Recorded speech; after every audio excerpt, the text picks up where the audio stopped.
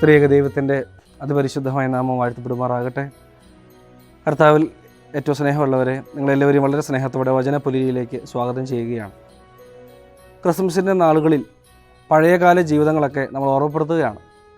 യേശുക്രിസ്തു എന്ന് പറയുന്നൊരു യജമാനൻ യഹൂദന്മാർക്ക് വേണ്ടി ജനിക്കുകയാണ്. അതാണല്ലോ ക്രിസ്മസ്. പക്ഷേ അവർ പറയുന്നു, ഇതല്ല ഞങ്ങളുടെ യജമാനൻ, ഇവൻ ഞങ്ങളുടെ രാജാവല്ല എന്ന് അവനെ തള്ളിപ്പറയുകയാണ്.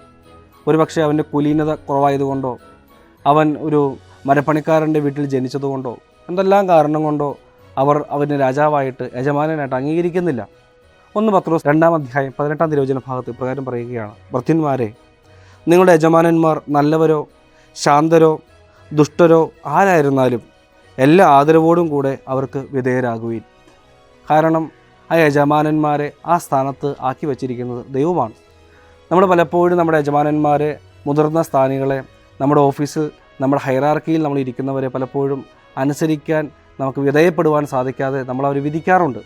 എൻ്റെ അത്രയും കഴിവ് അദ്ദേഹത്തിനില്ല, അവൻ എങ്ങനെയാണ് ആ സ്ഥാനത്ത് വന്നത്, അവനേക്കാളും ബുദ്ധിയും ഒക്കെ അറിവും എനിക്ക് കൂടുതലുണ്ട് എന്നെല്ലാം പറഞ്ഞ് ഇടർച്ച നമ്മുടെ ജീവിതത്തിൽ വരാറുണ്ട്. അതിവിടെ പറയുകയാണ്, അവർ ശാന്തരായിരുന്നാലോ ദുഷ്ടരായിരുന്നാലോ, അവർ അല്പം നിങ്ങളെക്കാൾ കഴിവ് കുറഞ്ഞവരാണെങ്കിലോ, അവരിയ്ക്കുന്ന സ്ഥാനത്തെ നിങ്ങൾ ബഹുമാനിക്കുക, അവർക്ക് വിധേയപ്പെട്ട് ജീവിക്കുവാൻ നിങ്ങൾക്ക് ഇടയായിത്തീരണമെന്ന് പറയുകയാണ്. ഇല്ലെങ്കിൽ യഹൂദന്മാർക്ക് സംഭവിച്ച വലിയ വിപത്ത് നമുക്ക് സംഭവിക്കും.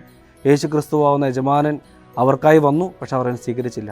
നമ്മുടെ ജീവിതത്തിൽ നമ്മുടെ യജമാനന്മാർക്ക് കീഴടങ്ങി ജീവിക്കുവാൻ നമുക്ക് സാധിക്കട്ടെ. പുരോഹിതന്മാരെ ബഹുമാനിക്കാൻ നമുക്ക് സാധിക്കട്ടെ. മേൽപ്പെട്ടക്കാരുടെ അനുഗ്രഹം പ്രാപിക്കുവാൻ നമുക്ക് സാധിക്കട്ടെ.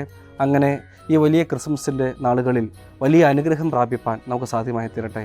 പിതാവിൻ്റെയും പുത്രൻ്റെയും ജീവന പരിശുദ്ധ റൂഹാണെന്ന നാമത്തിൽ തന്നെ ആമേൻ.